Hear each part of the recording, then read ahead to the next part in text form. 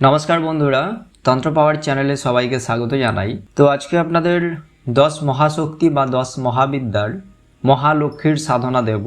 এই সাধনা কেন করবেন এবং এই সাধনা করলে কি ফল লাভ করবেন সম্পূর্ণ বিস্তারিত আজকের ভিডিওতে জানাবো। তাই ভিডিওটি অবশ্যই শেষ পর্যন্ত দেখবেন এবং লাইক, শেয়ার ও সাবস্ক্রাইব করতে ভুলবেন না। তো আসুন প্রথমত আমরা লক্ষ্মী বা মহালক্ষ্মীর সাধনা করার আগে আমরা সর্বপ্রথম লক্ষ্মী দেবী সম্পর্কে সংক্ষেপে জেনে নেব। লক্ষ্মী হলেন ত্রিদেবীর একজন। তিনি রজগুণ এবং ইচ্ছাশক্তির প্রতিনিধিত্ব করে। সমৃদ্ধির দেবী, ভাগ্য, সম্পদ, শক্তি, প্রেম, প্রাচুর্য, সৌন্দর্য এবং মায়া। বৈষ্ণব ধর্মে পরম দেবী। তো আসুন এখন আমরা এই দেবীর সাধনা সম্পর্কে জেনে নেব। তো আসুন প্রথমত আমরা মহালক্ষ্মীর মন্ত্রটি জেনে নেব। ওং শ্রীং হ্লিং শ্রীং কমলে কমলাল্লাই প্রসিদ প্রসিদ ওং শ্রীং হ্লিং শ্রীং মহালক্ষ্মী নমঃ।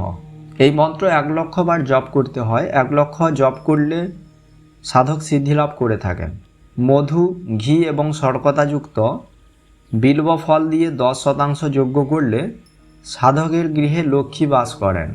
যদি কেউ বেশি ধনের কামনা করে থাকেন তাহলে সত্যবাচন করুন, লক্ষ্মী মন্ত্র এবং শ্রী সূক্ত পাঠ করুন, পূর্ব দিকে মুখ করে ভোজন তথা কথাবার্তা বলুন, নগ্ন হয়ে জলে স্নান করবেন না, তেল লাগিয়ে ভোজন করুন।